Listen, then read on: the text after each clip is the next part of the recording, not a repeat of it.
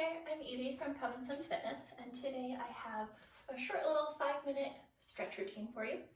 Now, you could use this as a standalone, especially if you sit a lot at maybe a desk job and you want to loosen up in the middle of the day, or you could use it as a cool down after a walk, a run, some other workout of your choice. So let's get started. You don't need any equipment at all except a wall. If you don't have a wall, you could use a desk, you could use a chair, just anything that you can rest your hands on to get a little bit of leverage. I'm barefoot. Feel free to be barefoot, shoes, socks, whatever is most comfortable for you.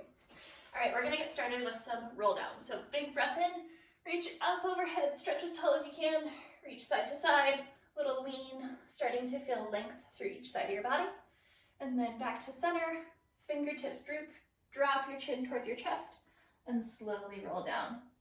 You're imagining you're rounding over a big beach ball and you're trying to lengthen the back of your body as much as you can. Reversing that motion on the way back up, your knees are just a little bit soft, but mostly straight. Stacking your way all the way back up overhead. All right, let's do one more. Droop those fingers, tuck your chin. Your shoulders may want to creep up towards your ears. I know mine do. See if you can keep them away. A little bit of room between your ears and your shoulders. Good. Back up tall and give those shoulders a couple rolls. Let's give the hamstrings some attention. So one foot is going to come in front of the other. If you flex your foot, bring your toes up towards your shin, you're going to get a little more focus on the calf, lower down. If you bring your foot flat, you're going to feel more of the hamstring higher up on the back of your leg. So take your pick of what you want to stretch today. Nice flat back, you're going to hinge forward. We're moving pretty fluidly from one stretch into the next and not holding anything for a super long period of time, which means this is great for a little energy, a general stretch in the middle of your day, or again after a workout. It's not going to be a huge focus on flexibility. So to hold a static stretch for a couple minutes, as long as that sounds, is going to be what it takes to really work on your flexibility. So this will feel good, it'll give you energy, it'll keep your muscles and joints healthy. And if you have really specific flexibility things you're working on, go ahead and pause at any point and spend a little extra time in each of these movements. All right, let's switch sides. Opposite leg forward, flat back, send those hips back. I'm keeping my knee just a little bit soft here. That both extends the hamstring muscles more and prevents locking out the joint, which can be a little bit iffy with the nerves and tendons in there. Whenever you're stretching, you want to keep your breathing as slow and even as possible. Sometimes your body freaks out a little bit because your muscles are there for, in large part, to protect your joints. And so to give that little stretch and that little challenge to their position can feel a little bit nerve-wracking sometimes. But try and control your breathing, keep everything nice and relaxed. Good, and come on back up. All right, opening up your chest and upper back, we're gonna use that wall. I'm putting my hands flat on the wall. You're just gonna walk your way back, start to press your chest down, thinking about almost tucking your hips under. So I'm not sticking my butt way out here.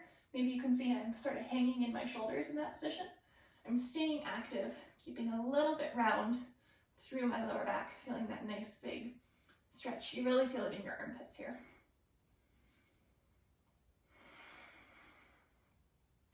Keep breathing, maybe add a little bit of rotation through your head. You can go side to side, nod, shake your head, whatever feels good.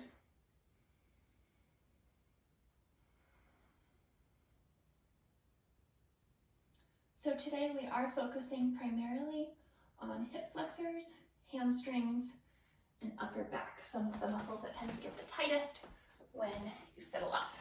All right, stand on up. We're gonna move to those hip flexors that I just talked about. So bring one foot in front of the other. Your back knee is gonna be bent a little bit more than the front. They're both bent some. My back heel is up, and then I'm gonna tuck my hips under. So shoulders, hips, and that bottom knee should be stacked all in one straight line. And then you're gonna take the arm of the leg that's back, reach up, get as tall as you can, reach through your fingertips, and then slowly start to tilt to one side. So I'm tilting away from the leg that's back towards the front leg. Here you're gonna feel a stretch in the front of your hips, maybe a little bit up into your obliques, side of your waist, and I'm even a little sore from a workout a couple days ago, so I'm feeling it in my lats as well. It's big muscles on either side of your spine. Good, keep breathing. The more you squeeze your butt here, the deeper the stretch is going to be. All right, and let's switch sides.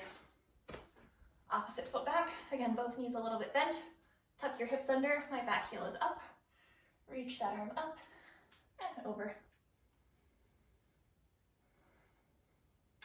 So I know stretching isn't always the most exciting. You want to lift heavy things or run a marathon or whatever, but those things are possible because your body works, right? Your joints work, your muscles work to do the things that you enjoy, and stretching is really important to keep those movements possible.